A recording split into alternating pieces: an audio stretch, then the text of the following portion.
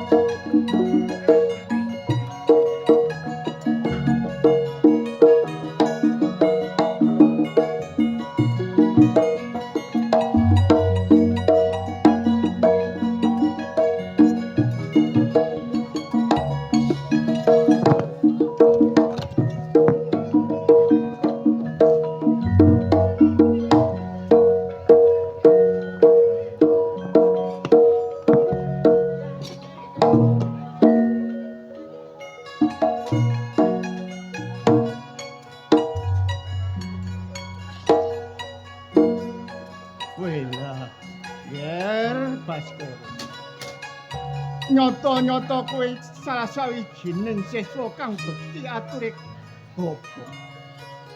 Ing kono kowe kaprentah tapa aja kepati-pati gugur, nyatane kowe iso nindakno pakaryan kanthi cepet, kanthi waloka. Baskara, pancen wong gayuh kamardikane urip kuwi ora segampang iku. Apa maneh kepingin kadunungan ilmu japa mantra kang nyawiji ana jasadmu bisa mbok gawe sangu tindak lakumu supaya bisa ngayomi marang kawula kang butuhno marang kowe, Nger.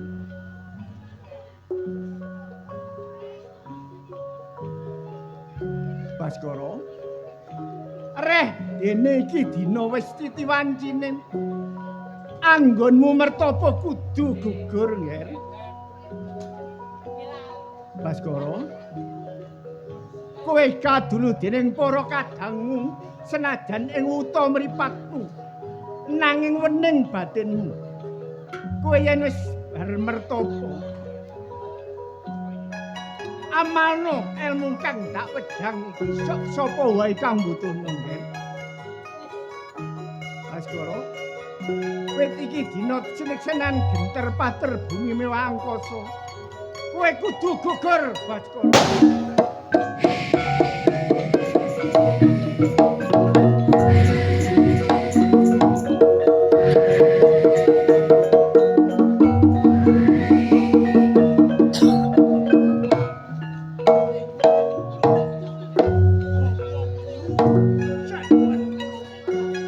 Iya, Nger, Baskara.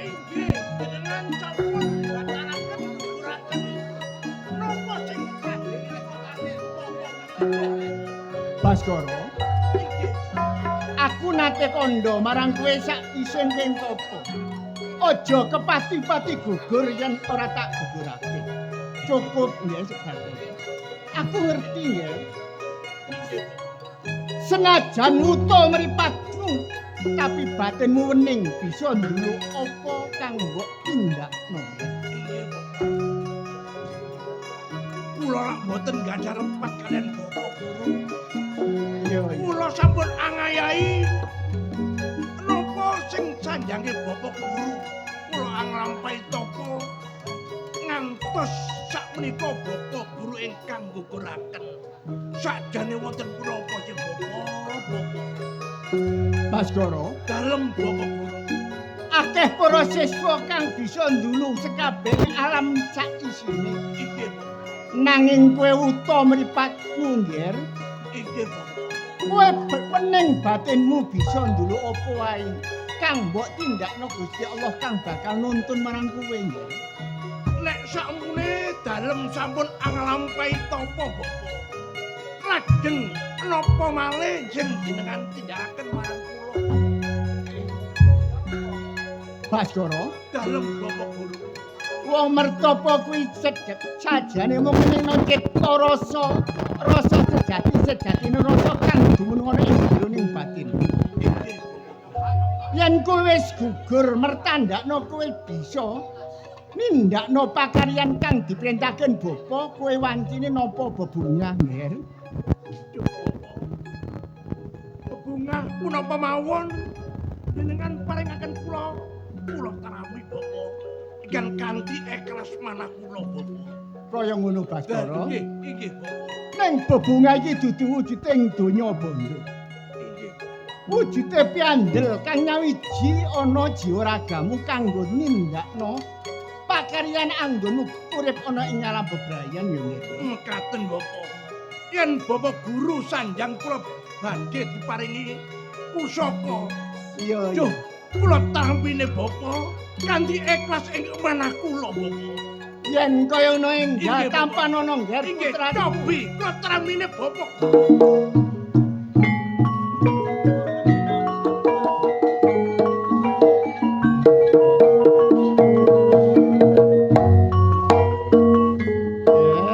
Baskara. Iya nggih. Dalem badhe matur kelan Bapak Guru. Menawi lepat Bapak, kula nyuwun ngapunten ingkang sakadha-kadhanipun Bapak. Pira-pira dosa kalopetamu bakal tak ngapura Ngger. Jenengan maringi pusaka kula dereng semerap. Niki pusaka namine napa lan daya khasiatin pusaka niki napa Bapak? Baskara. Inggih Bapak Guru. Pusaka iku wujude kang tamparana maneh. Mung jenenge pusaka Sangga Langit. Namine pusaka niki Sangga Langit Bapak Guru. Guna khasiate pusaka Sangga Langit nika napa mawon? Guna katiasaning pusaka Sangga Langit sepisan. Kanggo nanggulangi mbok menawa ana cocok carang landhepe ing marga. Pusaka ki mengkena mbok gunakno Ngger Baskara. Mekaten lajeng napa piwalere pusaka Sangga Bumi menika Bapak? Kanggo nuntun uripmu supaya kowe bisa ngamalno lan ngamanno. Kowe kudu aweh senjata pitulungan marang sapa kang mbutuhna pitulungan Baskara. Oh, mekaten Bapak. Iya. Mugi-mugi mawon ngendikane Bapak Guru dalem pun ngantos nglirwakaken Bapak. Syukur Ngger Baskara. Inggih. Yen kaya ngono Ngger, kowe ndak utus mudhun menyang engare. Tindakno amal perbuat kamu sing apik nyocokno kanggonmu mertapa. Kowe bisa ngayomi marang kawula cilik Ngger. Mekaten Bapak. Iya, Bapak iya. Guru. Saderenge kula dumangkah saking guwa mencah mriki Bapak. Dalem nyuwun idi pangestu Bapak. Anggen kula ngamalaken ilmu sing paringane Bapak Guru pun ngantos kula lirwakaken sampe kala Bapak. Kaya ngono Ngger Baskara ya. Pangestu Bapak. tak ideni kaya dening banyu mili kabreberan bumi suci cak tindak olahmu muga kali sing sambikala Mekaten Bathara. Nyuwun pamit karo Bapak. Hati-hati nggih.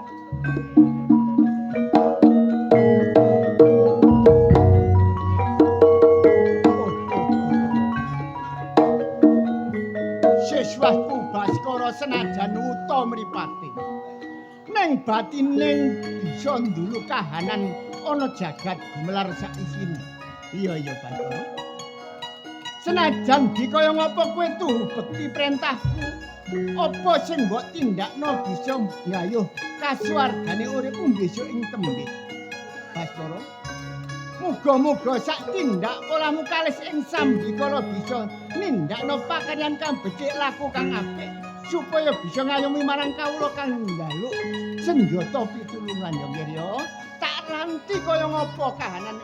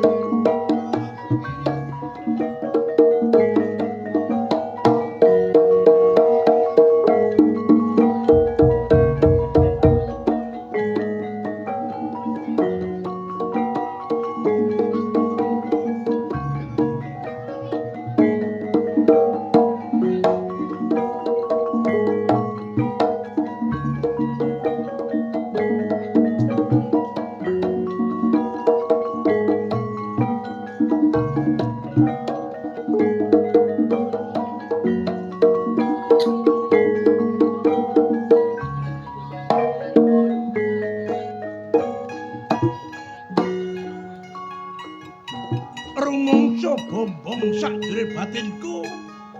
Sakwise aku nrimo piandel pusaka saka bapakku. Mataun-taun aku kang Sukawara ana go panjalu sing diwengku Bapa Guru.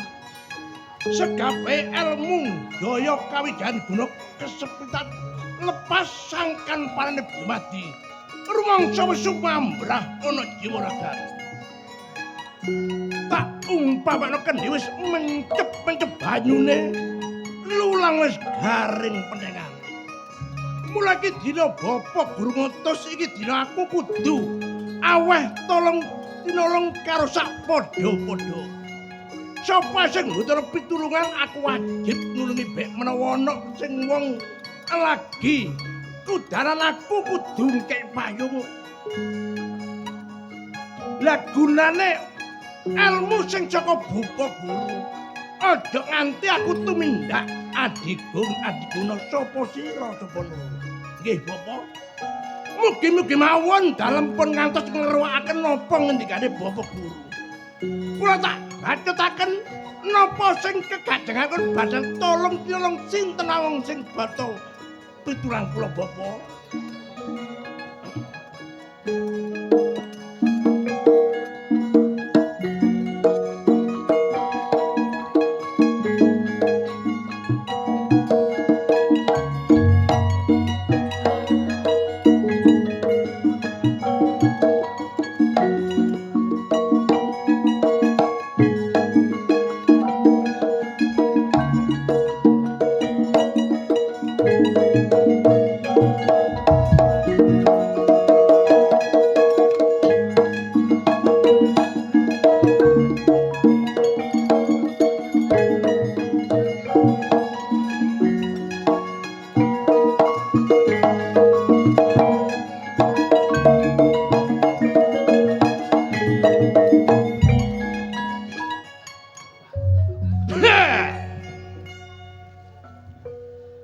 Sing durung kenal-kenalno. Sing durung krungu rungokno gopoke.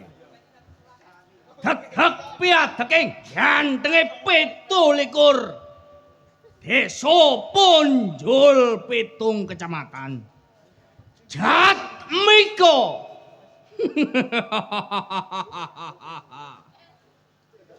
Arek sekti mandraguna, wong dik mauli dik wong dik dekuwasa.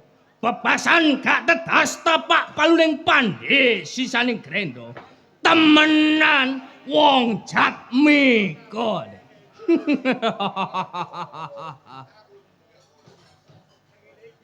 Diangkrik duwe anak buah wis seru Jatmiko wis melayu banter ngubengi desa ngubengi kutha mubeng kecamatan dadak gak teko-teko nang ndi diapurani arek-arek imah Mat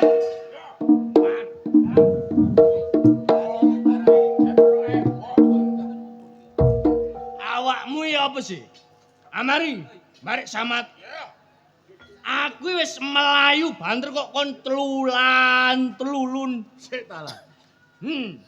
Ro aku ngopi pinggir dalan, Mang. Iya. Iku aku barek samat. Ro awakmu tak tututi ngono. Sik ta lah. Awakmu kok wis suwe gak gelem medhok iki. Karepmu ya apa sih? Ya ngene iki pekarane. Kon tak jak mlakumu bengi desa. Awakmu telulun. Tak tinggal dinane iki kon. Mbak melaku ya melaku tapi ngopi dhisik ngono lho.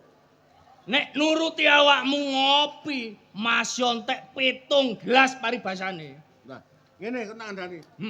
Sik aku saiki njaluk tolong njaluk duwe. Gawe bayari kopi. Durung tak bayari. Njaluk tuti awakmu.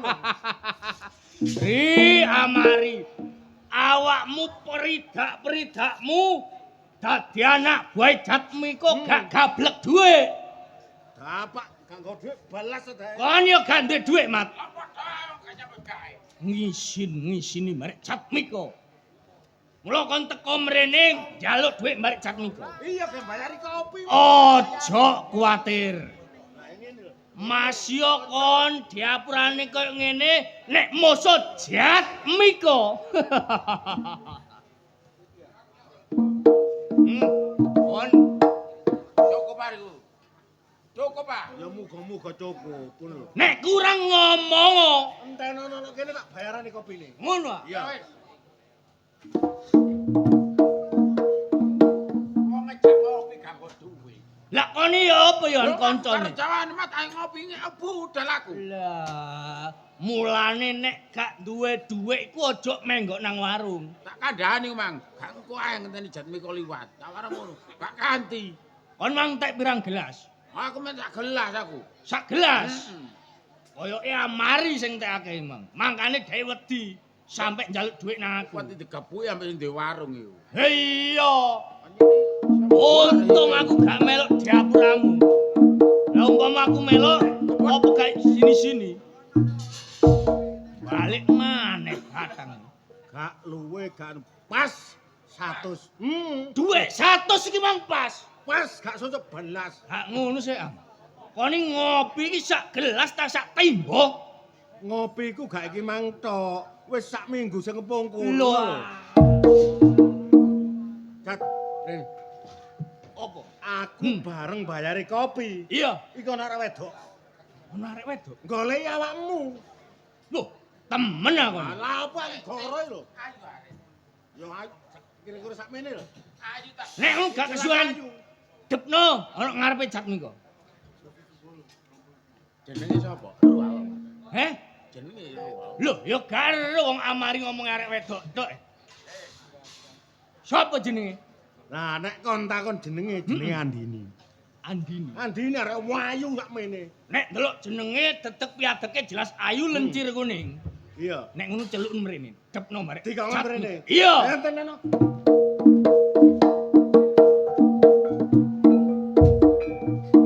Amari iki lho. Jat, awakmu kenal ta mbek Andini ku? Ya gak kenal. Sopo Andini paling arek wedok sing kepingin dipek marek Jatmiko. Kon kowe gak ro Jatmiko. Wah iya Jatmiko ganteng. Lho jelas. Muga-muga arek jeneng Andini ku ayu. Iya. Dolekane sampean ngele, Mas. Sampai aku takok wong warung ku mau. Aku wis kenal ambek iki. Rodok. Aja ngene kek. Rodak-rodak Temen. etok arek. Ngene. Am, barek sama. Yo. Arek iki nek ana awakmu ngomong iki ngisin. Sukan. Karepmu. Enten ana nduk warung tak bercinta dhisik. Aku tak bon maneh kok bayarane ya. Ojo kuwatir musuh Jatmiko.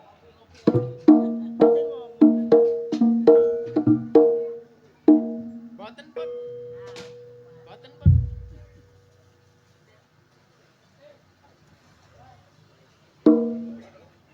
Mas,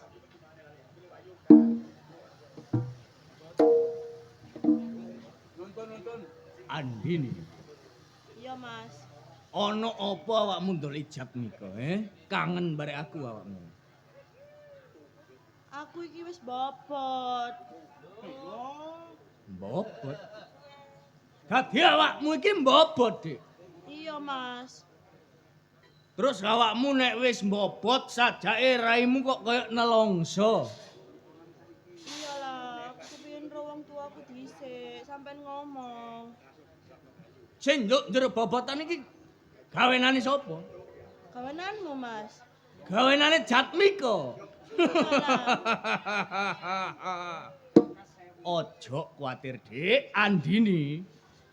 Nek ancene nduk njero kandungan iki gawenane Jatmiko gak ya ukir-ukirane Jatmiko. Aku engko tak moro nang wong tuamu, aku gelem tanggung jawab marek awakmu. Ya wis tak enteni, engko tanggung jawab temen ya. Lho kok ci entenge tak enteni, gak kepingin ngesun sik. Heh? Mosok awakmu iki wis suwe pirang-pirangane taun gak ketemu barek Jatmiko. Apa awakmu gak kangen barek senyumane? Hak blas. Mosok gak blas, Dik? Andini, aku suwe gak ketemu barek awakmu lho. Kangen, Dik, ambek guyumu, Dik. Lah. Dadi tekane awakmu mrene iki mau njaluk tanggung jawab marang Jatmiko. Iya Mas, nang wong tuaku. Njaluk tanggung jawab. Ojo kuwatir, Dik. Nek Jatmiko tetep piadek wong kaya aku. Wani berbuat, wani tanggung jawab. Ya?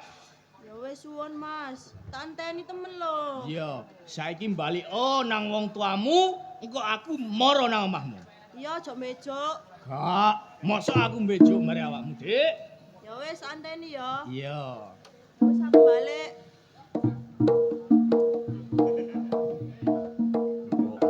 Mbok.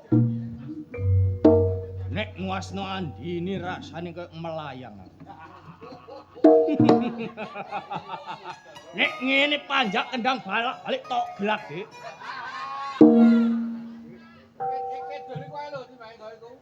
Lho, seliweran si Bandi. Si Ban. Andini. Kok ci entenge diapurane muni nek sing ngetengi dekne iku Jatmiko. Lho. Wong diapurane Andini iku arek nyah-nyoh, ana arek lanang ganteng glebak cup-cup petlingkrik gak bayar.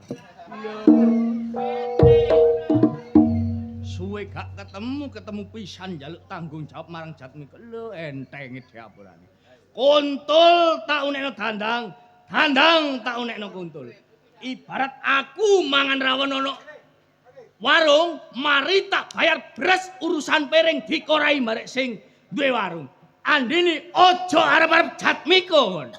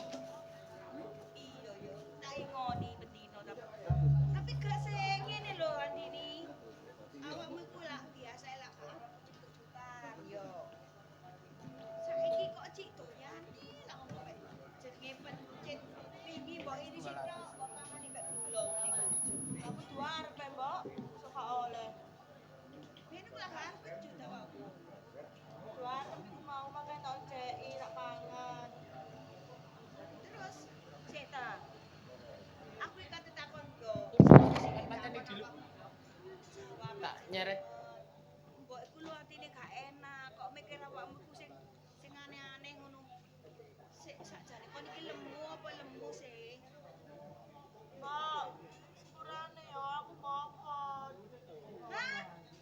Bobot? Iya, Mbok. Kok enak awakmu? Arek wedok. Dorong ngomong-ngomong wis bobot. Iki jenenge mirang-mirang wong tuwa nah. Iki putusan cukup ngene. Awakmu kok iso dorong ngomong wis bobot.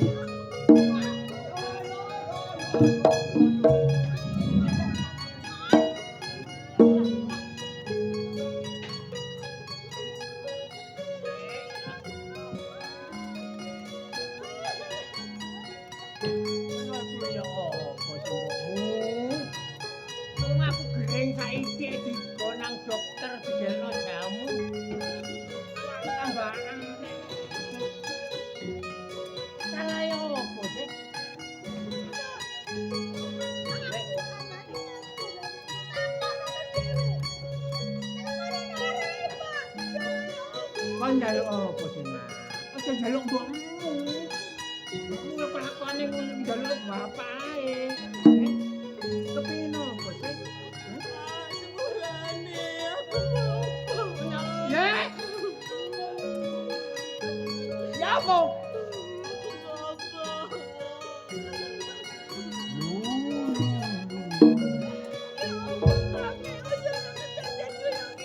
Dadi awakmu nguri-nguri mergo Andini iki mbok. Andini kok kon wis nikah wis duwe bojo lho bapak seneng nah. Nek kon mbokot. Bapak selak kepengin duwe putu. Lah tapi kapan olehmu nikah? Kok sampai awakmu bobot? Bapak takok saiki. Sopo sing wani berbuat bare awakmu sampai kedadian awakmu bobot?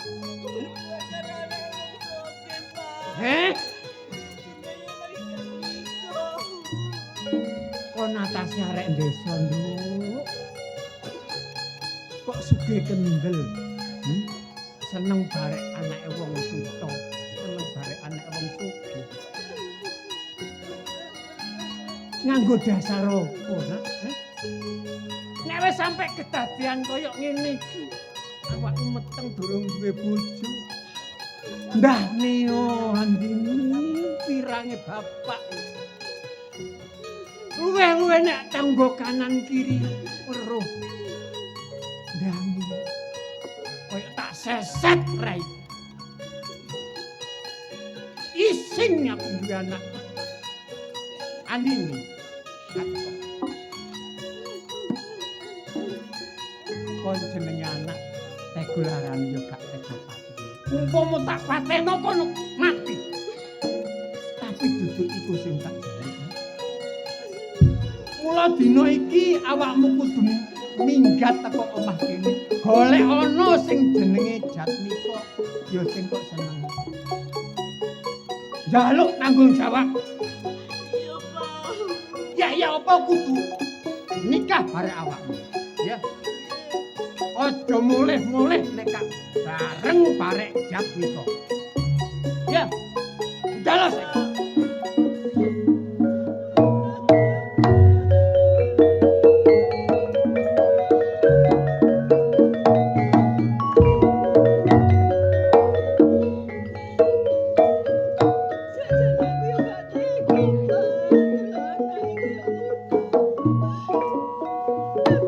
Kaya tak untal-untal kok. Ngene-ngene jenenge anak. Nek wis anak nandang kaya ngono ndane pirang. Apa maneh wong desa gak sampe seneng bare anake wong sutha.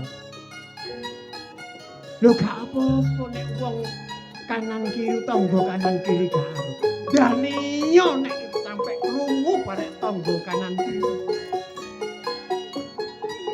Ya apa atiku mbokmu?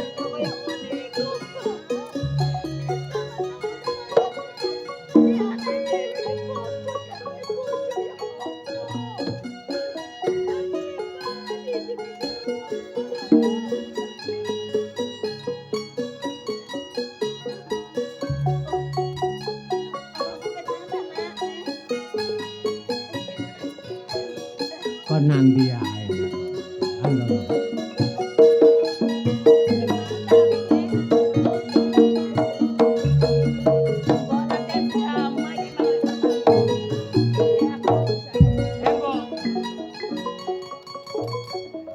Agustus iki ya sik lan ngarep. Kok iso wong loro tak rungok-rungokno latihan drama iki lho. Iya, Nak. Ki Agustusan kene. Ruwame. Apik aku mang. Apik aku mang. Ya jane apik. Cuma aku mang krungu suarane Andini. Lah nandi Andini? Iya, Andini. Pak. Apa? Aku mang krungu suarane Andini. Krungu tok kon. Lah nandi arek. Andini dina iki tak usir teko omah. Apa, Pak? Tak usir. Yo. Salah lupute apa Adik Andini? Ngerti yo to. Andini dina iki bobot. Bobot. Heeh. Nah, adikmu bobot.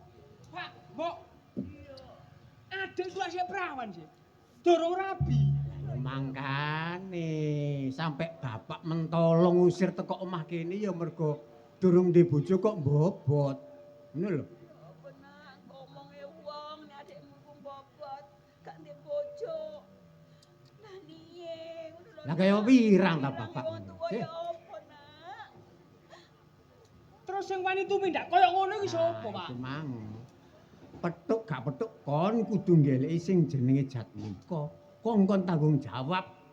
Tak kongkon nikahi adikmu. Ngene lho, Pak. Nek adik sampean usir terus terang. Aku gak lilo. Mergo arek iku wedok posisi bobot lho, Pak. Kok gak lilo ya apa sih? Aku dulur ya, Pak. Ha terus? Tak golekane andini. Heh? Goleki ta nak. Tak golekane andini.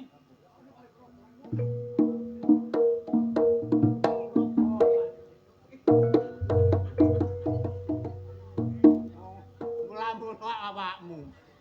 Wong anak wedok iki tanggungane wong tuwa wedok mesine sampe brosot sampe mbobrot. Lah Pak, krungu ngono ngomong nek bobot aku ya jenenge wong tuwa ya wirang langsung emosi ku mang. Ha luwe-luwe aku. Lah iya. Dadi bapak gak iso nuturi anak. Tibane ya bener cacakne. Oh, Wonten napa sih, Pak? Rame mawon rumah tangga. tak kira-kira. Sampeyan goleki sinten? Nggih, kula mboten golek sapa-sapa. Krungu sampean rame-rame iki mbok menawa ono apa-apa nang omah kene, Pak. Nggih, ndhuwuri krungu pasar. Krungu ta? Nggih. Cerita ta, Pak? Nginceng bae arek iki. Cerita ta enggak? Tonggo. Lah kok krungu? Lah saniki yo napa enek jane? Ngene lho. Nak ya tak kandhani. Nggih. Iki mang dulurmu Andono. Andono, Pak. Nggih. Ngereki adike. Andono madosi adike. Heeh. Sak perlune. Ya iku mung kenekan Adikne golek. adik niku ngeleki jenenge Jatmika Nggih. nuntut sebab andine iku wis bobot. Andene bobot Heeh. cerita nang Kang Andono. Ya cerita aku Nggih, barang. nggih. Nek sing berbuat iku Jatmika. Ya iku mung cacake gak nrimakno jero mlayu langsung ngeleki Langsung mlayu ngoten. Jatmika. Kangkon kene.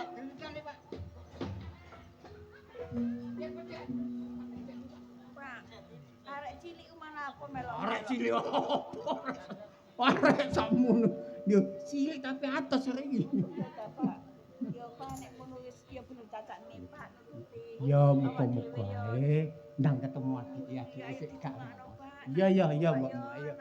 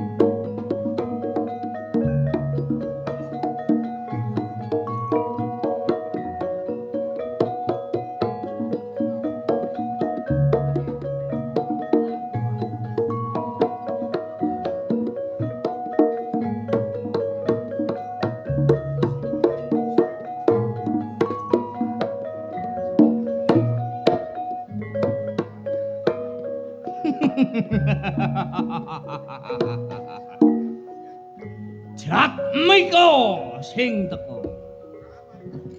Arek wedok padha kemliwer pating cemruit nek ro Jatmika liwat. Pancene dadi wong gantenge 17. Desa Punjul Pitung kecamatan iki koyok dadi tontonane wong. Nek Jatmiko pancen Jatmiko.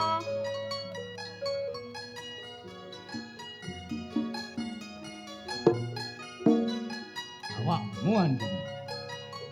Iya, Mas. Awakmu nganti tekan kene iki ana apa? Memang tak anteni jare tanggung jawab nang wong tuaku, tapi ben gak teko.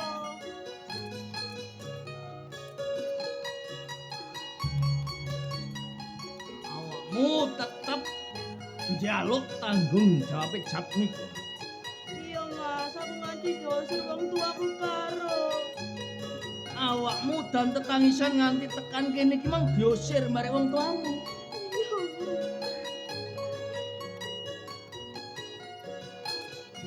Andini, Iya, Mas. senajan kon nangis sedina ping 7, luhmu dleweran ana wandamu ning Jatmiko sute.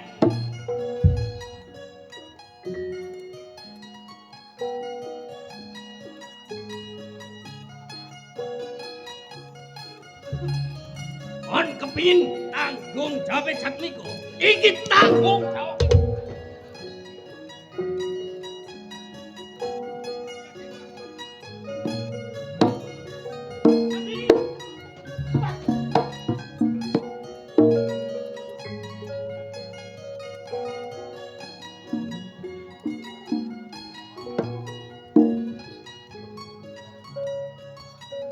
Arek nom-noman. Sopo kon? Lani omonganmu besosal. Durung ngerti sejatine aku. Nek durung ngerti tamatmu mripatmu. Jatmiko. Loh. Dadi awakmu sing jenenge Jatmiko. Iya. Awakmu so? Aku Andono, cacane Andini. Weh. Dadi Andini mbobot pokal gawene Jatmiko.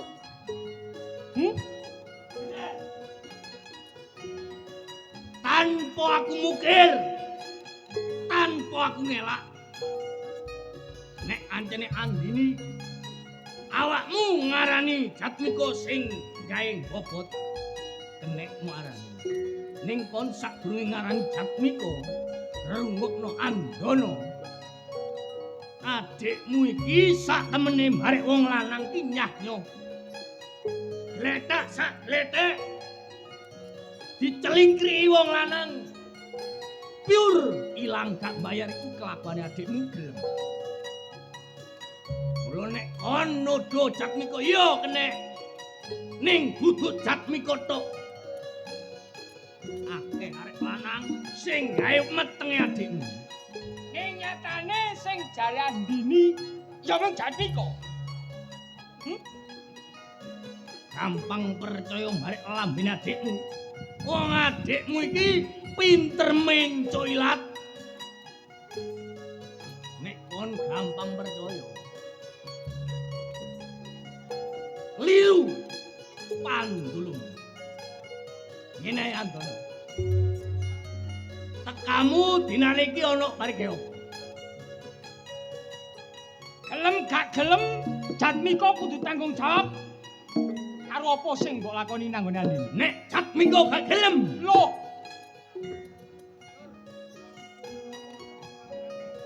Duduk lanang Jatmiko. sing mok karmo. Kon kepengin tanding marek Jatmiko. Yo. Ancen iku sing Jatmiko karno. Nek delok tetek piatekmu koyo ngono, koyo wong pendekar. Aja musuh Jatmiko. Anak gue Jatmiko adep ono.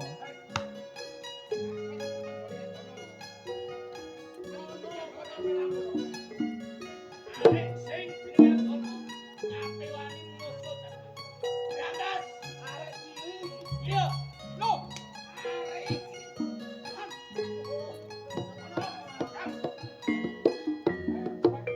Ayo. Yo. Dinane iki aku nemoni bekewu. Adepono. Kanca kancane Jatmiko.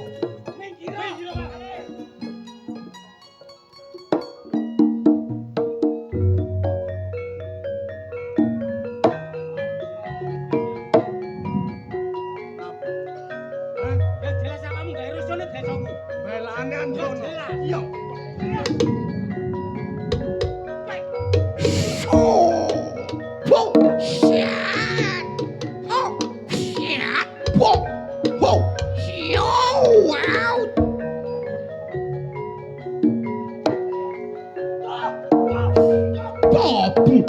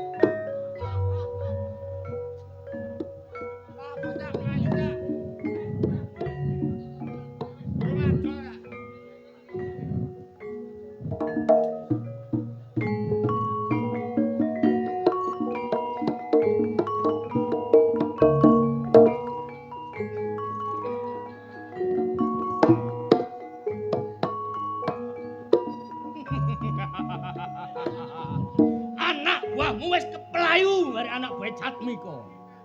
Kati ngomong apa kon, he? Lho.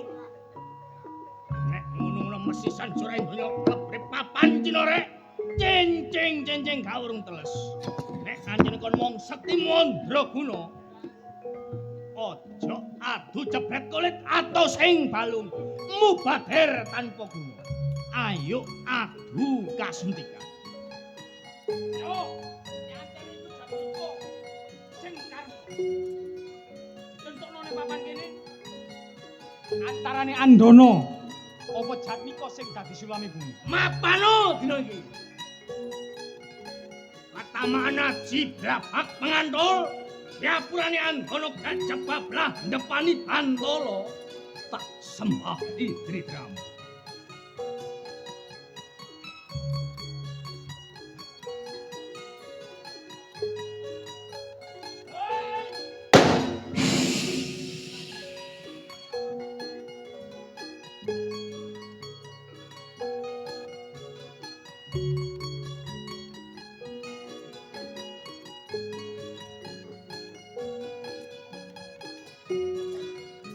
Jatmiko. Percaya. Nek ngono-ngono awakmu wong sekti temenan. Ning aja girang gemuyu Dapuramu Andono. Wong pirang kae bareng kaya dene soto yudha. Soto pitik yudha tarung. Pitik tarung genteng jalu genteng ngabluk. Luna juara ganing Jatmika gak bakal mundur sak jangka gak digrek wulu cumbuku sing tumempel ana juara gak ketaman aji gelat ngampar sewu gak mbel babah nibani Bantala meguru nanggone Jatmika 20 taun. Yo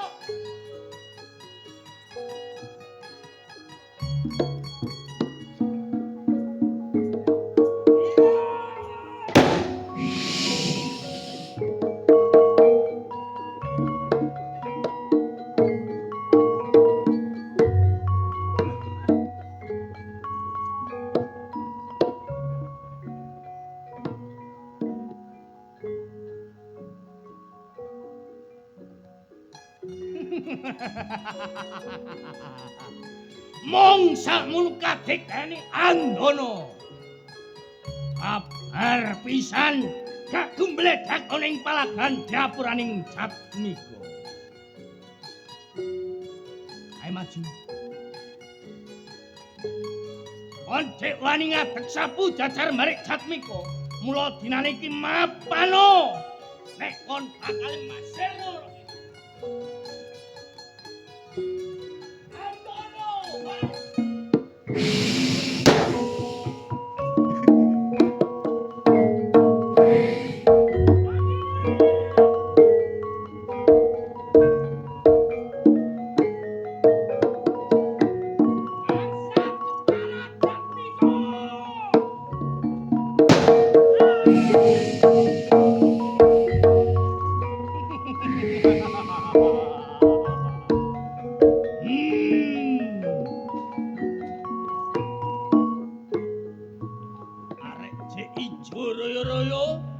wani ngadeg sapu jajar kepingin gawe patining Jatmika.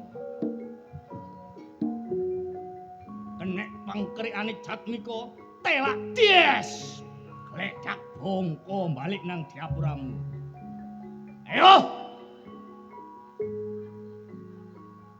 Ojo arek jek wingi sore. Papasan wong dung dengereng, wong gudanging Japa Mantra. Nek kepingin gawe patining Jatmika, pepekno elmumu. Arek elmune jek sak pucuke Jatmika kati ngedepi marik Jatmika. Nek ngono-ngono tak terus nganggonku mlaku. Gak ono sing gawe pati ki lho, Jatmika.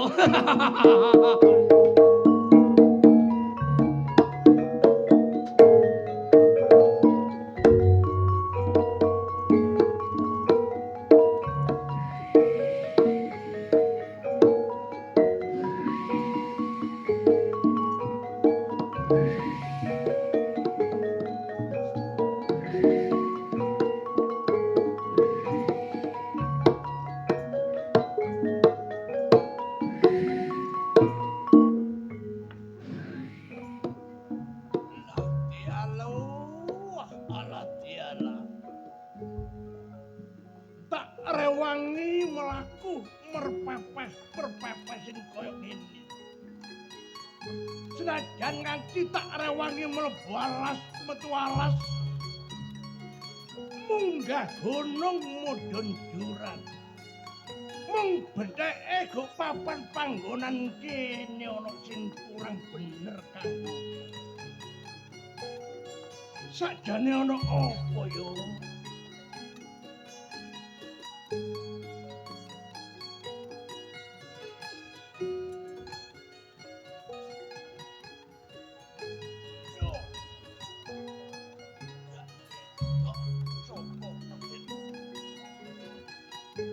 Ana manungsa sing gumletak ana papan panggonan kene. Sakjane apa sebab usababe mungkin?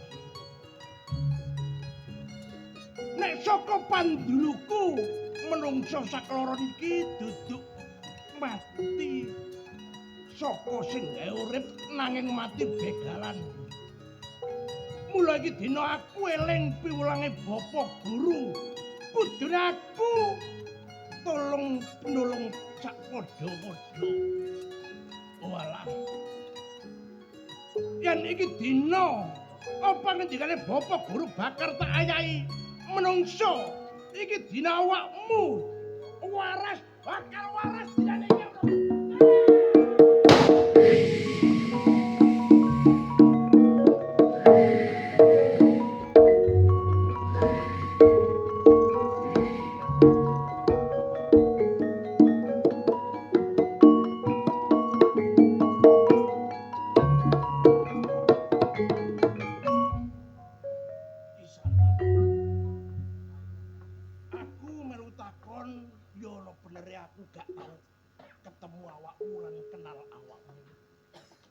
Sakjane ngono awakmu iki sapa jenengan? Kula Andana, Wak. Andana sing sijine. Kula Andini. Ana perkara apa kok nganti awakmu gemletak ana papan panggonan kene Andana karo Andini? Ngeten lho, Wak. Sakderenge kula matur sembah nuwun sampun dipun sarasaken. Adik kula niki madosi lare sing jenenge Jatmika, Wak. Arek lanang sing jenenge Jatmika. Nggih, leres. Lah musababe apa kok nganti awakmu ndoleki Jatmika iku Andana? Adik kula niki mbobot. Nggih pokal gawene Jatmika. Awakmu duwe adik bobot pokal gawene Jatmika. Karepmu awakmu ndaluk tanggung jawab nang arek lanang Leres lho, Wak. Nggih. Terus kawusanane Niki wau kepanggih kali Jatmika. Kula tedhi tanggung jawab mboten purun. Akhire gelut kali kula, nganti Wak. awakmu rewangi sing kaya ngono awakmu gak iso menang karo menungso sing jenenge Jatmika. Nek wis ana perkara ngene awakmu gak iso menang terus atimu ya apa Andana? Nggih mboten nrimakaken lho, Wak. Awakmu kepengin bales wirangmu sing kaya ngene. Lah niku leres. Nek iki dina awakmu kepengin bales pawongan sing jenenge Jatmika. Taunana Windanana gak iso awakmu menang karo Jatmika. Mula yen awakmu gelem tak tulung awakmu iso bales wirangmu sing kaya ngene. Apa gelem Andana? Purun lho, Wak, jenengan tolong kula. Mula iki dina awakmu nek kepengin bales wirangmu sing kaya ngene nang Gua Panjalu. Yen wis teko Gua Panjalu awakmu kudu tapa tarak brata sing suwene 40 dina 40 bengi. Aja badar-badar yen aku goreng badarno awakmu sago Andana. Nggih, kula sago nanging sakderengipun kula dereng tepang kalian jenengan lho. Yen awakmu goreng ngerteni aku Baskara. Oh, Baskara nggih. Nggih. Lah adik kula niki pripun? Masalah adikmu Andini iki engko aku sing ngetero nang wong tuamu. Aja awakmu semelang karo adikmu. Iki dina aja nganti kesuwen budal nang Gua Panjalu. Tapa tarak brata sing suwene 40 dina 40. Nyuwun tambahing pangestu nggih. Iya, tak andeng selamat dina iki. Andini. Wis aja mikirno dulurmu Andana. Mulai iki dina awakmu nek kemeniran terus awakmu nduduk timulon Andini ayo melu aku tak terus nang omahmu tak pasrah nang wong tuamu Andini yo ayo Andini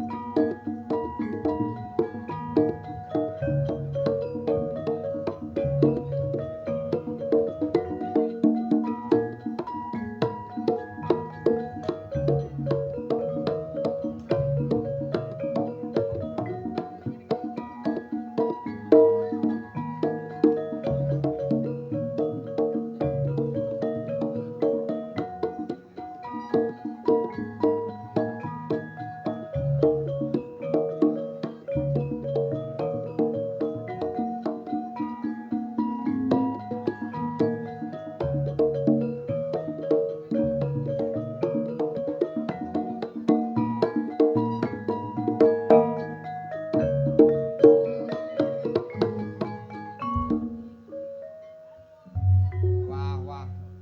Nyambut gawe mbek bogel iki nemene. Aku wis bagai nduk ngarep sik kober bengak-bengok ning mburi ku lho. Nyambut gawe kok enake dhewe. Masih aku ayo kepengin istirahat. Nek gak sanggup nggo mburi ku ngomong, tak garone masalah bayaran ya aku sing duwe. Ya mansun kene. Bogel ngene kebacut masih nyambut gawe senengane ngandani kancane ae. Iya bandar daduk. Jadi keburu itu.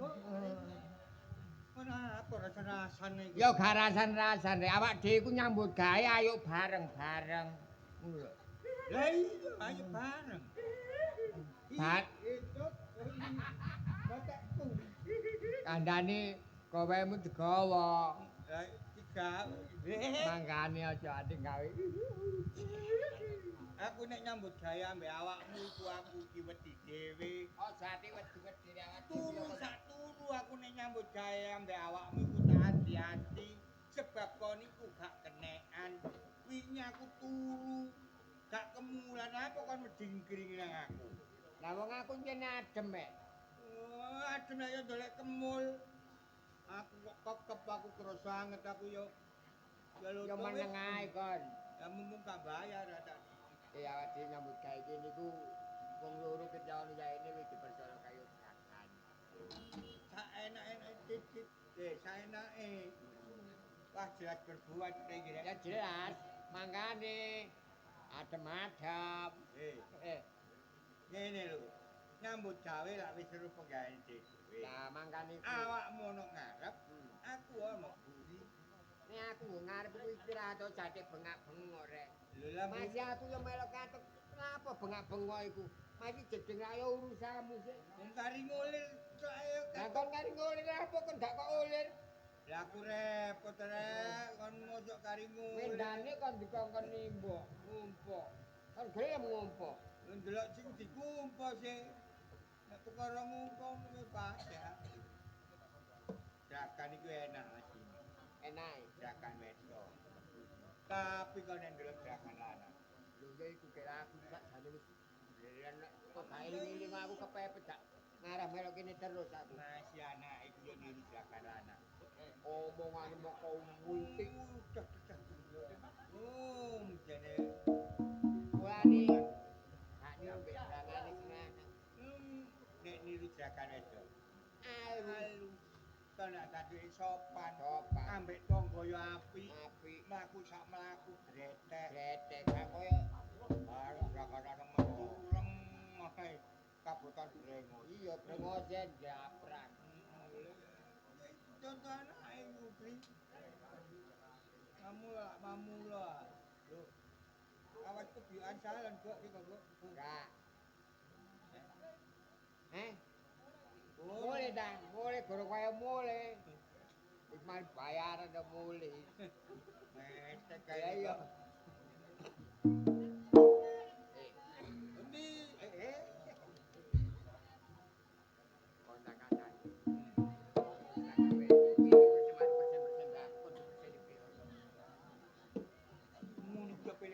Jri. Gak pilih kasih. Nek jane kasih titip nang aku gak gelem, Gel. Gak gelem mo. Ora dibisani 100 sih. Aku ro. Iya. Tiba aku lho mek 90. Nang sing 10 tak gawa Mangka niki gak jangkep. Kon pengin nyilih aku ki 10 ngono rek gak kok balekno. Ngono aja gadget Jri. Krungu tangga iki gak dikira aku utangan. Ya gak ngono, gak Gel awak dhewe ku wis Tot. Ndi arek iki rek? Ngene lho. Wah, iki lho. Nggih. Nggih, monggo. Nggih sampun, Bu, nggih sampun. Nggih mboten gani men. Nggih niku tandang gawe saya ya sudah wis Mang. Apa saya sudah iku? Iku lho rek. Niku Ya sudah wis iku lho. niku foto ditakoni Pak Lurah malu ngomong ngono Bas. Saya tadi njocok kecene Pak ngono ae. Nggih, ya napa, Bu? Nggih. Ya niku mukri niku. Nggih niku aku kajenge kula sapu, bokel bengok-bengok. Bokel. Lah nek Awakmu ya ngono. Oh. Gawean ndek muri cek pating Patek jrenjang. geledak kon. Ora-ora. Ura sumur. Kon gelem ura sumur kon.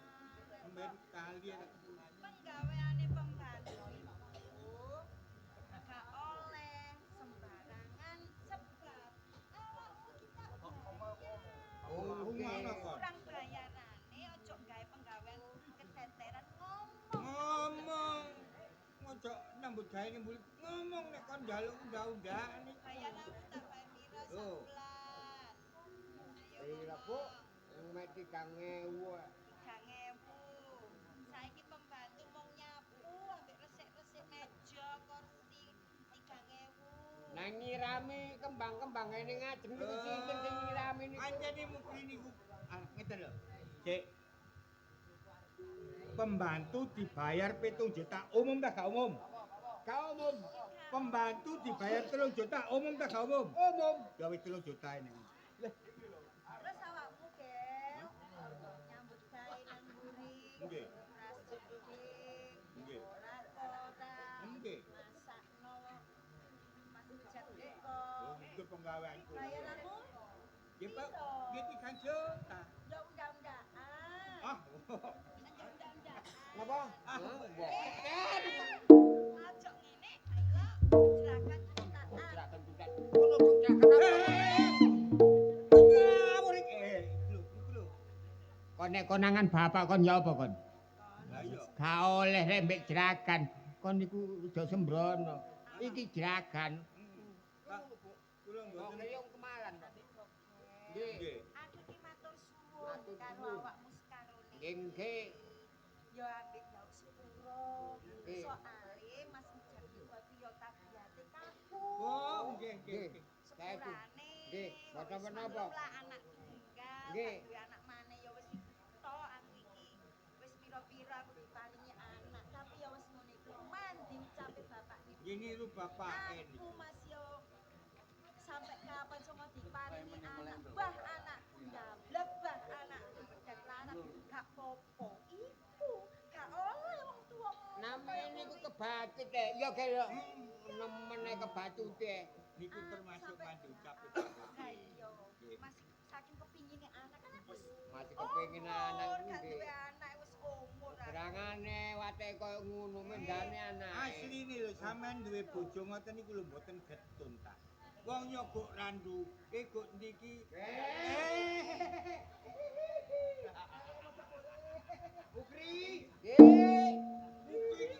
Jane wong masak lombok kuno. Iku ngono jagane lho.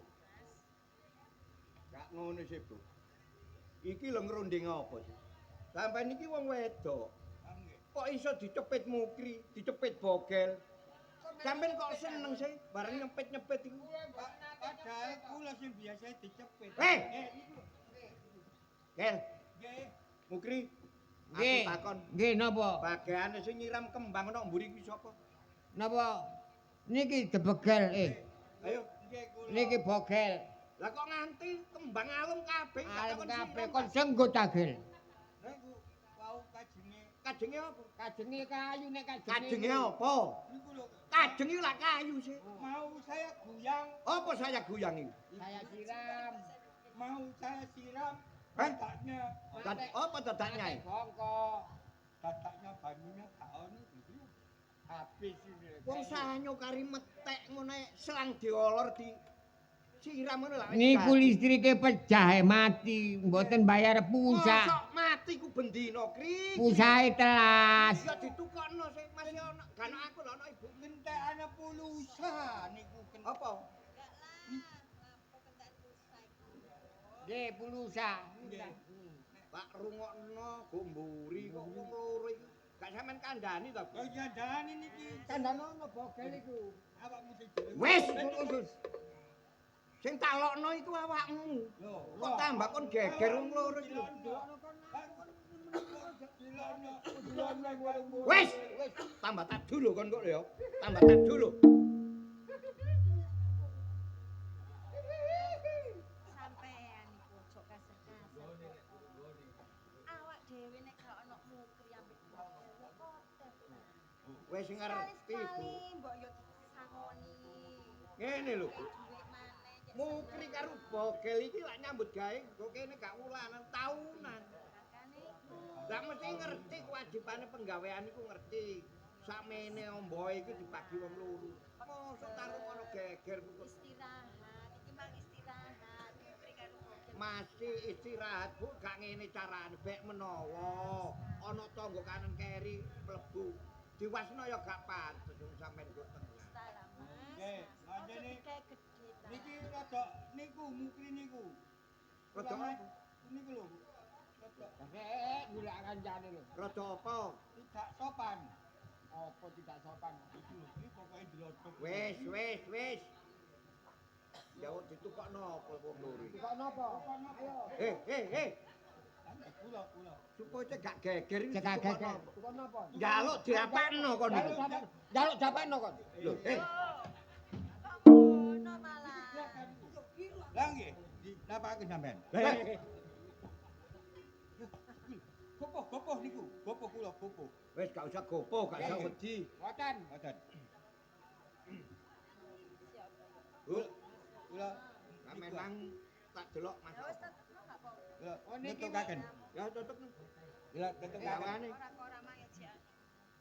Cak mang iso. Kula tutup nih. Penggaweane kula tutup. Lah ya iya wis nang nang mburi.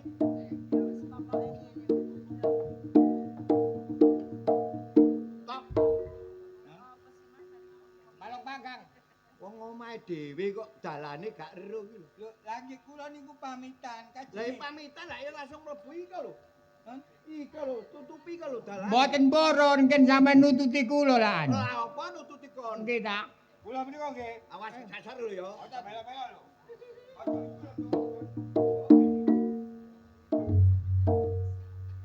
Tak rasa-rasakno kok jengkel kok ngrasakno. Sampeyan iku ojo kasar-kasar. Saiki ku jamane penyakit darah tinggi. Terus Sampeyan iku pancet ae nek bogel mbek putri. nek gak digawe ngono kapan kapoke arek iku?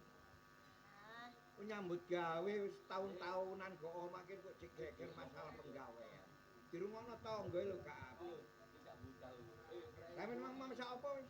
sampean wis tak cari. Hmm. Ya wis biasa senengan sampean jalan mesin. Iya. Menyetempe kan? Iya. Biasa. Loh. Rene nak. Wong loro kok rame koyo pasar. Ngomong napa sih, Bu? Kok iso umek kae. Jat nika. Hmm. Anake sinten. Ambek wong tuwa ora oleh ngomong sing kasar. Sing sopan le. Ya wis wateke Jatmi kaya ngene iki, Bu. Anake Raja Gento. Iya ngerti nak ibu ngerti. Tibake nang saka endi kok gak mantuk-mantuk kok metu kok. Anu ngono lho biasa. Ya wis biasa. dolen ngubengi kampung. Ya biasa, Bu. Iya, Pak. Arek lanang. Arek lanang wis gedhe. Iya nek biyen cilik gak mulai didoleni. Lah, Nek wis gedhe ya babar. bener. Anake sapa?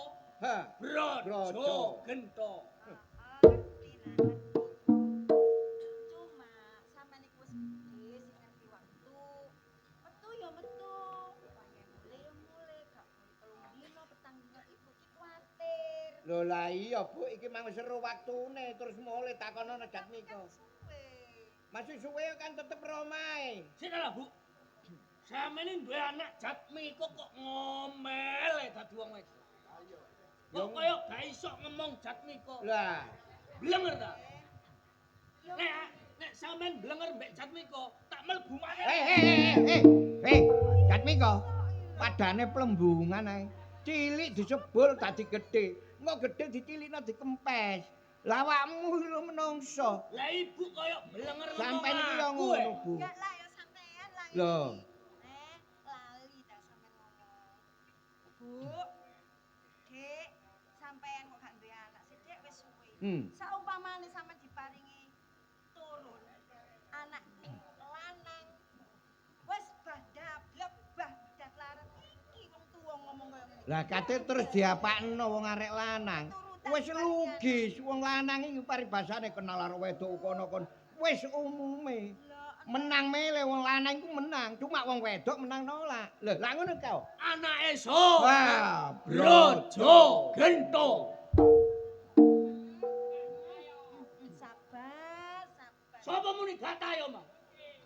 Lho, Gak tayo saiki suwe tayo. Yo. suwe-suwe tayo. Lah anake sapa? Brojo Gento.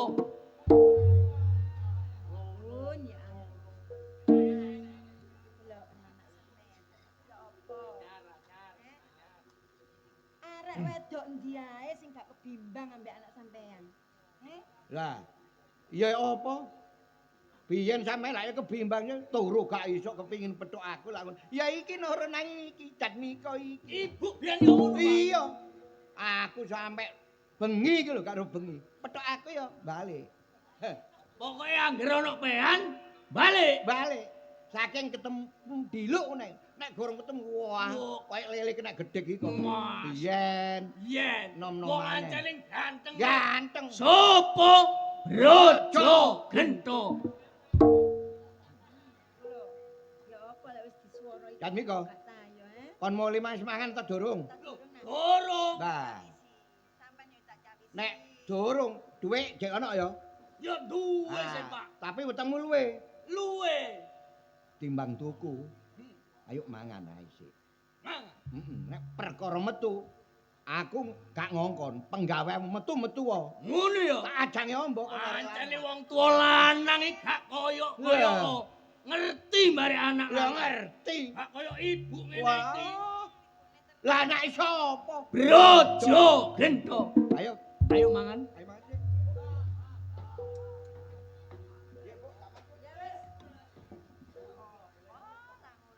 Anak bapak padha dene.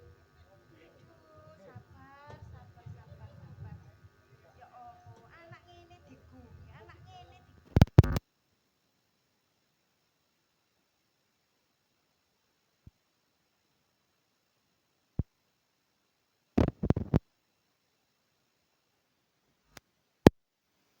gak tahu.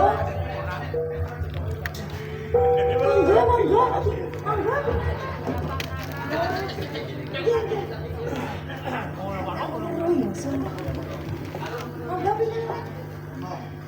Janggare cokot. Mboten usah dipapon. Monggo. Kenapa? Mboten. Wis kepleset. Nggih, monggo. Ngapunten.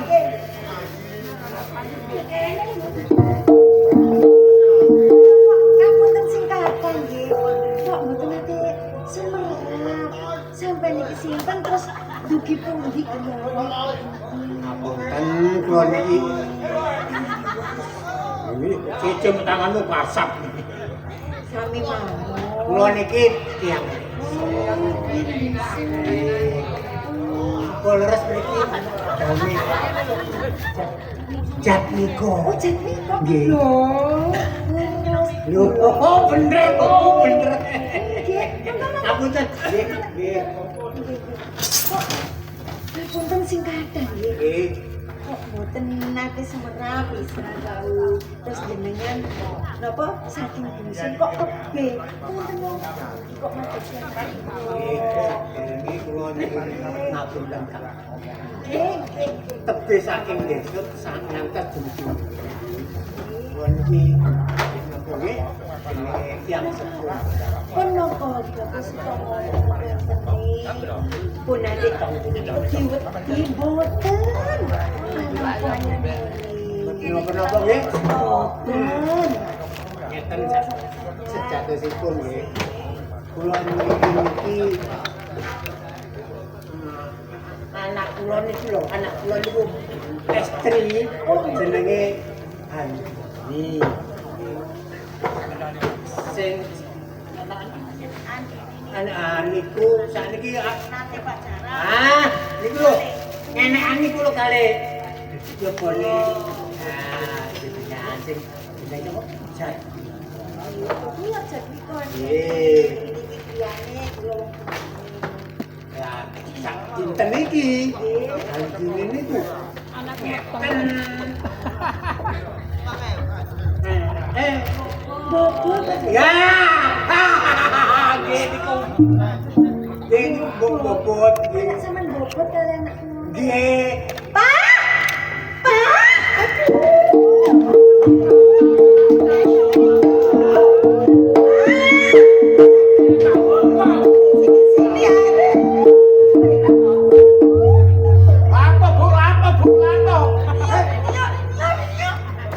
Apa sama jir-jir dicokot apa? Cokot ya apa? Loh, apa sama jir-jir itu? Loh, apa iki lho? Lah wong ana dayoe kok bengok-bengok ya. Ya dipinarakno sing nganti lah. Pinarakno ya wis tak pinarakno. Lah terus apa? Kita duwe anak wedok jenenge Andi bobot sampe anak sampean. Sik. Aku kepengin ro jelas sik. Cek, sampean mriki. Sampai niku sinten? Kula Pak Markasim. Markasim? Nggih. Lah terus tujuan sampean niki wau? Nggih, terang-terangan mawon kula niki badhe nyuwun tanggung jawabe nak Jatmiko sebab anak kula sing jenenge Andini niku sakniki ngeten. Lho napa ngeten niku? Bobot, bobot mawon kok ngetan-ngeten ngomong terus terang mawon. Pun wedi-wedi genah-genah mawon. Ya, kek cetha. Ya nggih. Anak sampean mriki niki tujuan sampean mriki iki nuntut ngoten nah. Anak kula. Sebab anak sampean iki bobot. Lah niki. Termasuk anak sampean ku ndekek barang kurang primpen. Kurang primpen. Jarune Ngeten lho San. Nggih ngapunten Kak. Kula niki mboten napa-napa. Sing penting anak kula niku dinikah kali Nak Jatmiko. Mengke nek empun mantun babaran dene mboten seneng mboten napa-napa. Sing penting anak kula niku saged. Lho. Kok cek enake sampean ngomong iku. Lah umpama sampean ambek aku iki lho duwe besan kaya sampean ketemu pirang perkara. Nek pancen anakku sing berbuat sik tak takonane. Kok Jatmiko? Monggo sik. Anake dhewe duduk arek sembarangan lho. Ganteng arek 7 kecamatan lho. Ono apa, Pak? Iki sapa kene? Lho sik kalah. Ini yo.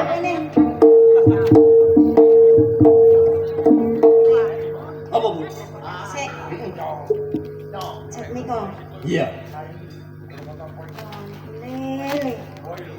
Cilik tak gedekno nak, sok dadi arek sing pinter. Kok mirang-mirang iku? Kok tega noreng. Kurang pinter apa Jatmiko, Bu? Iso ngomong. Iki ngono wong tuane Andini ini jadi bobot oleh awakmu. Temen enggak? Ayo ngomong. Iya gak sih.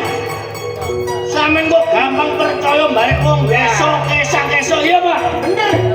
Wong kaya ngene iki, Bu, kepingin munggah bale sing apik kaya ngene iki. Akon-akon iku le. Akon-akon. Zat Miko. Kon kale koyo ngono. Iki ngono wong desa. Anake pasti arek sing polos gak ngerti apa-apa. Nek gak kok bojo kok rayu gak mungkin. Polos apa ero, Ben? Nek artine polos iku apa-apa dilos. Bare arek lanang nyanyo, sapa ngerti sampean? Terus Mas, ya apa anak sampean iki lho Mas? Aja dikungi Mas anak sampean iki Mas. Aku yo gak mbelani anak. Sampe tak kandhani. Gat Miko iki biyen cilik lah wis gedhe. Masih anake tak markase. Biyen cek gorong meteng lah cilik. Saiki wis gedhe lah tambah seneng gedhe. Mas. Nek Gat Miko cari ganteng. Umpama berbuat karo anak markase, wis ana benere wong arek lanang.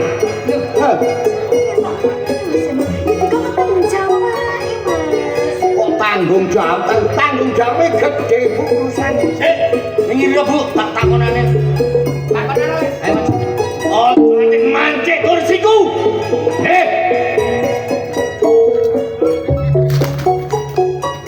Awakmu sapa jeneng? Pak Markasi. Bapak yang dini.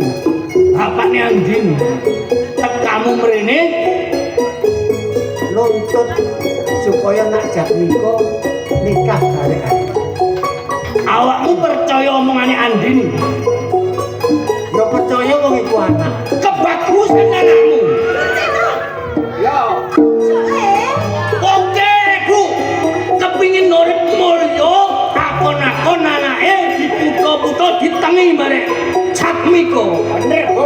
Iya, Pak. Pengen duwe bojo ganteng, duwe besan sugih lah. Lah, Anak sapa Gat? brojo gento.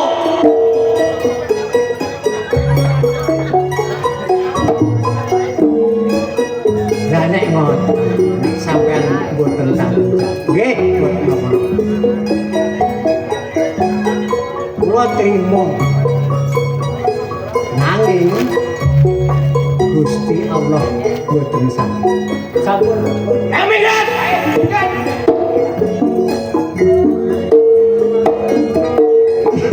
Aduh, Pak. Ngalih. Wong ajane rene mangakon-akon. Nek gak dikasar kaya ngono, jelas gak Gak marang ngalih. Apa sih? Apa sih Bu? Nih, kan ku wis gede le. Berbuat sampe anak wong. Mau ngene ae tanggung jawabmu. Iku gak apa-apa nak masalah calon besan wong desa nak. Lah. Pak isi nak. Kon sing tanggung jawab. Sampeyan iki oleh besan kiri kaya ngene iki gelem. Iya tapi anaknya kan kon sing menghamili anak. Iku jenenge isin-isine keluargane brojo gento. Mas. Sampeyan iku ya apa sih? Anak iku dituturi. Aja meneng ae. Iku ngono anake wong. sik ta lah. Tak rungokno sampean ku nek ngomong kaya-kaya mbelani karo wong melarat iki mang. Duduk mbelani. Nyatane. Anak sampeyan iki berbuat salah mbek anak wong. Iku lah kanggo sampean. Terus kanggo nek kanggoku bener wong Gat Miko ganteng. Lah anake sapa? Brojo gento. Sampeyan biyen gak yo ngono sih mbak aku ngono maneh. apa aku Mas? Apa aku? Wujute sampeyan ketok ngene tak Lah apa sih? Hah? Terus sampeyan saiki yo ngono. apa? Mas. Ya apa? Sampeyan iku nek wong tuwa sing bener yo. Sak ndablek-ndableke anu. Nek wis ketok berbuat ngono mbek wong, mbok yo dikon tanggung jawab. Duh. Heh? Wong tanggung jawab iku gedhe, Bu. Karuane nek ro Gat Miko sing lakoni ngakoni. Lah aku kok ngomong terus ndalangi terus ya apa? Wong sing berbuat iki anake dhewe Gat Miko. Wong tuwa model ya apa nyontohi anak sing gak tayo kaya ngene iki. Heh? Nek pancen sampean ngomong sing ngono, bener sampean bojo. Ati sampean iki gak cocok karo aku karo Gat Miko. Gak cocok sing ndi? Timbang gendina gegeran perkara wae iku. Luweng minggat teko. Lah ngono kok. Bener, Pak. Mas, Bener. Sin. Aku iki wis isin. Dina iki wis dioret-oret kotoran ambek anak sampean. Aku timbang dadi bojo sampean, Mas. Wis wirang aku. Iki bojo aku nyengkre. Bojo sampean gak paten aku. Bojo ana paribasane. Kok jati kok. Cek glibet ta. Lah iya. Wong ana paribasane kok ya. Iya apa, Pak? Bojono surate, Tapi nek anak gak ana surat. Bojo minggat. Ha, rabi mana? arek wedok bembong gak kurang. Donya sampeyan iki apa? Wong jenenge Brojo Gento. Anake jenenge Jatmiko. Gantenge 7 turunan. Ponjol sak RT. Ojo kuwatir. Lapo gel. Kon iki tak rungok-rungokno kok omonganmu takkan ibumu. Lah wau lah. Ana hubungan tak kon ambek ibumu. Jelas ana hubungan kon. Nek gak ana hubungan gak ngateng golek ibu kon. Sing bayari kon iki sapa? Sing bayar sapa kon? Kok tak takoni? Takoni ngomong. Lah aku sih. Mesine kon iku takon aku, lah apa takon ibumu? Lah iki lah bojo sampean. Enggak termasuk jeragan kula. Lah iya. Napa kok kula mboten oleh takon? Lho, gak ngono sih. Mesine aku takon ibumu. Lah, kon takon ana hubungan ta kon ono. jeragan Hubungan apa? Lah jeragan kula lak goro. Mriku jeragan kula. Oh, Lha pundi tiyang? tau sih. Kebagusan kon ngusir bojo. Oh niki boro lho, Bel. Kon ngomong kebagusan ana ngarep bapakmu ngono dalu tak gimer dasmu. Ibu kowe nanti saiki. Minggat. Dosen bapak. Kebagusan kon sampean. Kawangane. Kon wani bare aku. Aku iki kawane ora awakmu. Wani kon. Lho. Wong gak wani kok melolo-melolo diapuramu. Wis aja ati ndolek ibu. Ibumu tetep tak doleki. Hei. Mas, Lho. bojomu tak doleki. Oh. Masih kok usir bojomu. Aku yang malah seneng. Tak lelesane. Dolek ana leles ana. Wong kon penggaweamu yo nglelesi ae kok. Lah apa takon aku? Gri. Oh, gak ngeles-ngeles. Kon gak melok bogel. Boten. Kula iki penting nyambut gawe oleh kaya gengon anak bojo. Bagus. Mentas penggaweane iki. Oh, masalah penggawean kula pentas. Perkara karangan nok mburi iki amba lho ya. Oh, nggih. Pokoke sing penting bayaran bogel tumut kula. Ya ojo kuwatir masa bayaran. Masih aku mbek awakmu masa hitungan. Oh, boten ngangge hitungan. Lah iya. Pengen tambahi, Pak. Lah, bener kalimat niku bener niku. Oke, ndolek ibune. Nggih. Perkara nyambut gawe toton dhewe. Kula toton ngene mburi. Ayo. Tapi kok Yo, Pak. ibumu dinane iki wis minggat teko omah. Duwek nyekel. Terus sing riko karepno. Ayo ndolek seneng-senenge mung ndolek marek wedok. Budala. Ayo.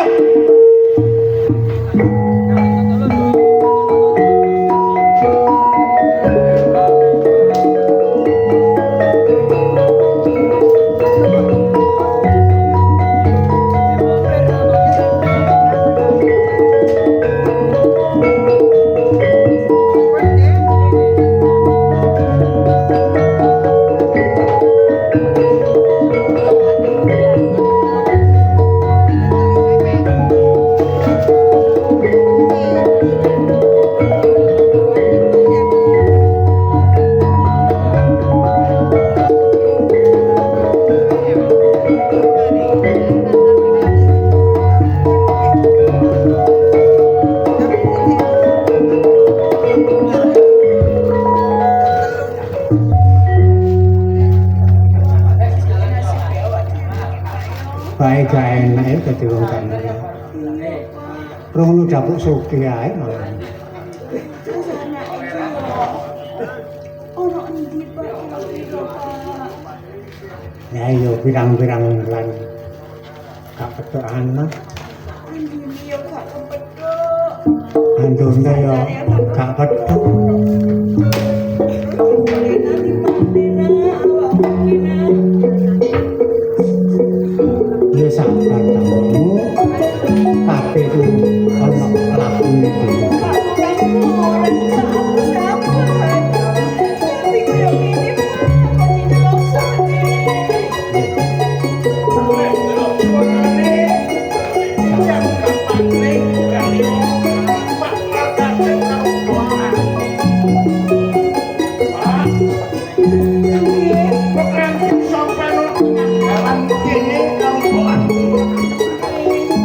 Kaya kemari dan ketangisan iki ana apa maneh Pak Haji?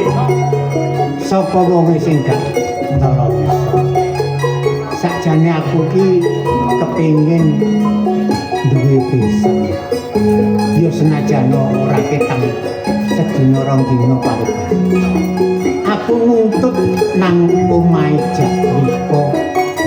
Nek kono gak ditampa malah aku sia-sia ora asin.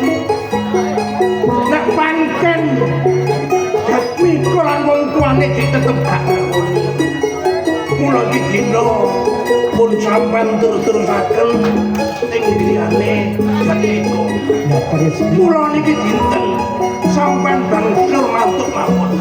Masalah Jatmiko lan wong tuane kula sing tanggung jawab. ngono. Nggih, Mas. Ya wis sadurunge aku matur nuwun, aku tak mulih barek mbokmu. Ya.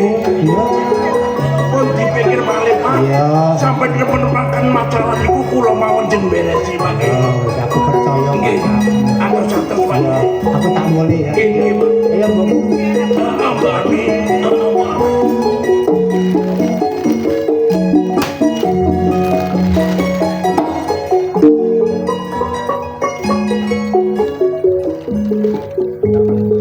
Nek ngerungokno kondone Pak Markasim karo Mbok Ami.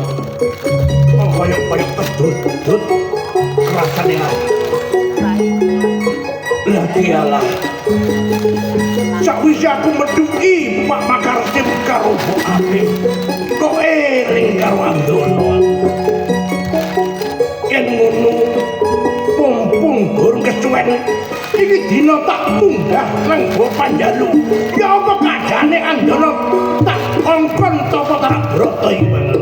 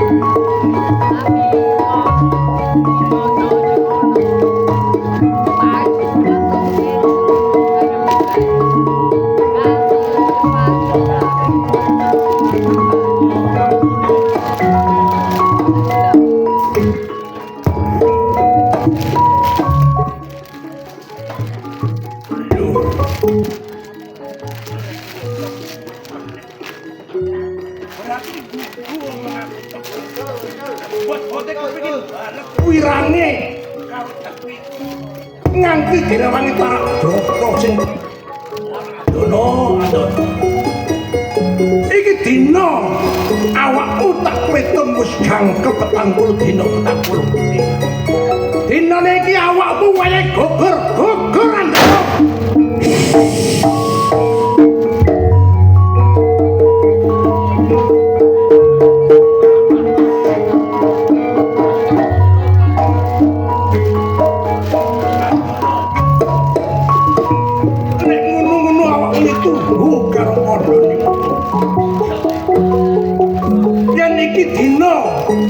Kelakoni kelak botol sing 40 dina 40 bengi. Kok jero badanmu wis merambah, ilmuku kabeh nang Jiwaraga. Mula nek wis awakmu kanggonan ilmu sing kaya ngono. Kamangka iki dina Jatmiko lan wong tuane tetep gak gelem nglakoni yen anggene iki bobotane masalah duduk oleh Jatmiko. Ya apa rasane atimu? Andono. Kula tetep boten trima. Awakmu tetep gak trima. Yen ngono aja kedaluwarsa. Awakmu kudu ndoleki pawancing jenenge Jatmiko lan wong tuane. Nanging pesenku aja gawe paten pitraten yo Andono. Awakmu nek wis kepethuk aja kacar-kacar karo Andono, karo Jatmiko lan wong tuane. Ayo, mulai iki dina Bunjala. Dolek ana Jatmiko ya apa tanggung jawab karo Andinya Dik. Sampai maestu itu. Iya. Menyang aja selamat karo anak-anak. Iya. Lho, enak. Lah nek aku gak ngeting Andono oleh anggone ndoleki Jatmiko. Urung tanpurane ana apa-apane gak urung nek aku sing ndelok. Andono tak gangkung saka buri awakmu Andono.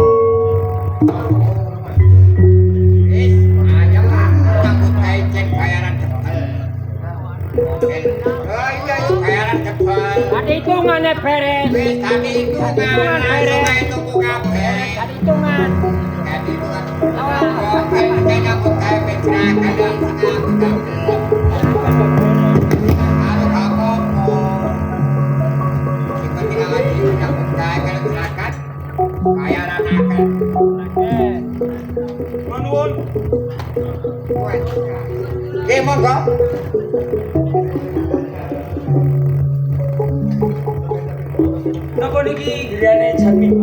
Oh, nggih. Nggih. Jatmiko pundi? Ngeten nek Mas Jatmiko niku ngene lebet. Terus dengan sinten? Kula Andono. Oh, nak Andono. Ngene lebet. Enten pripun ta? Nggih, kula kancane Jatmiko. Oh, kancane nggih. Nggih, kula nggih. Sampeyan ta sing mriki mawon kali kula damelaken tujuan ngoten nggih. Oh, mboten repot, sing repot panitia ke sore. Lek bali repot panitia.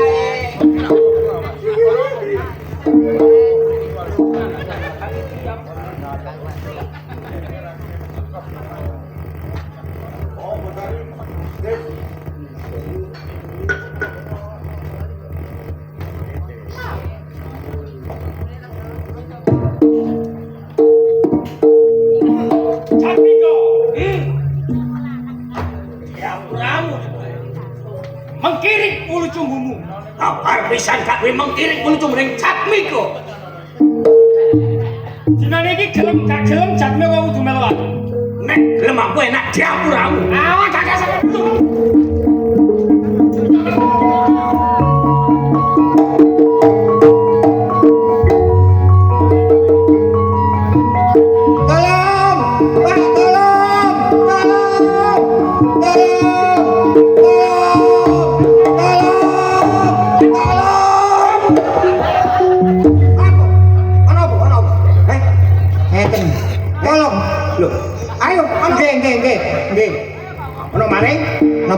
Ngeten lho niku awula kula mantun siram-siram kula andhap mriki. Terus mari ngoten enten Jaya. Kon pinyarekno. Nggih. Terus mari ngoten madosi Mas Jatmiko. Terus mari ngoten terus kula tanggeti terus niku kancane. Lah terus saiki nang ndi Jatmiko? Nang niku namine niku Andono.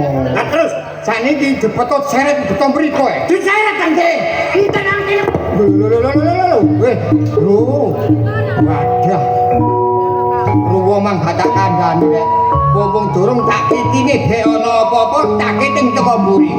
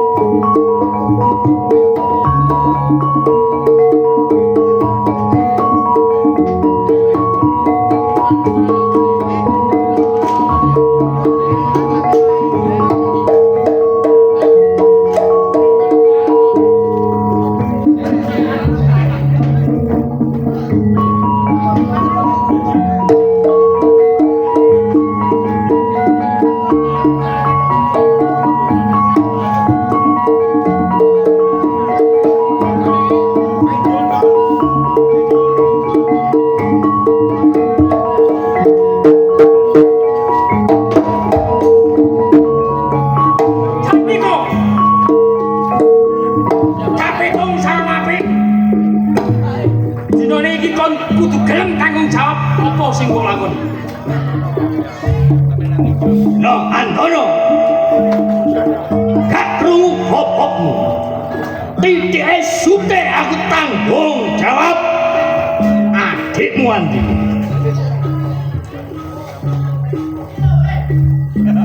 Ojo ngandang carang teko apa, Cuk? Simak karep lo.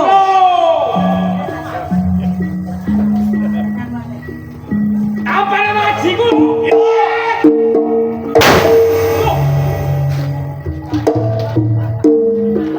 Iko, Pak. Sik, pancen kon tak keting nak. Ono apa, Pak? Aku gak enak. Bareng arek iki mlebu nang kono nyeret awak. Warene kon iki anak gantelane atimu wong tuwa. Jelas tujuan gak tepat. Ngono, Pak. Mikir duduk musun. Sik. Sopo jeneng? Aku Antono. Andono. Terus tujuanmu? Jaluk tanggung jawab Jatmiko. Iku nek oleh, nek pancen kon iso nglangkai bangkeku, Helgi. Taman oleh awakmu. Timbul grogno. Utang menep saya.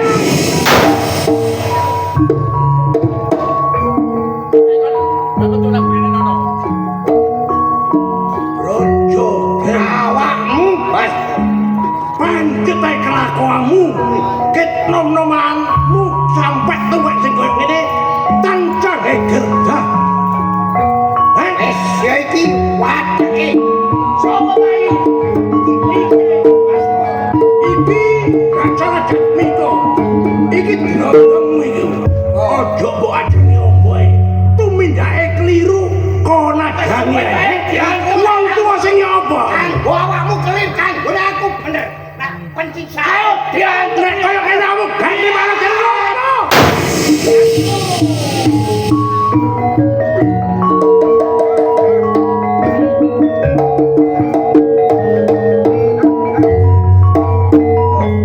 Nek wis ana kedadian sing koyo ngene terus ganti lapo maneh. Ya, Awakmu tak jung sarana genah tak tembung sarana api aja gawe gerdah. Nanging awakmu dik mencocol ae.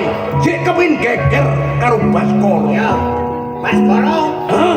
abot-abote aku mbelani anak salah tak belani. Ya.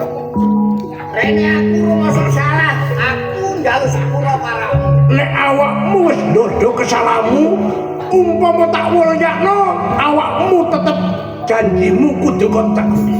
Iya. Mulai iki dina, asale awakmu gak lumpuh, balik waras.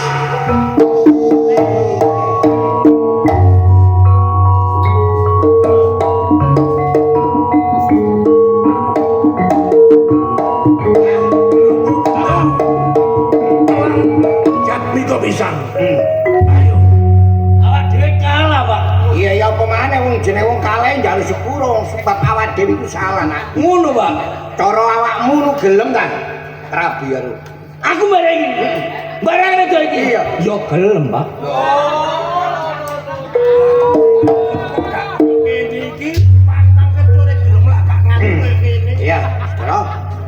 Aku njaluk sepura karo awakmu, anakku pisan. Pancen aku iki salah. Nek wis anakmu gelem ngakoni nek iki pancen sing gawe pokal. Wong iki gak ketok sakti yo, Pak yo. Mulai iki dina ayo secara api-apian yo apa carane Iya, iso rumah tangga.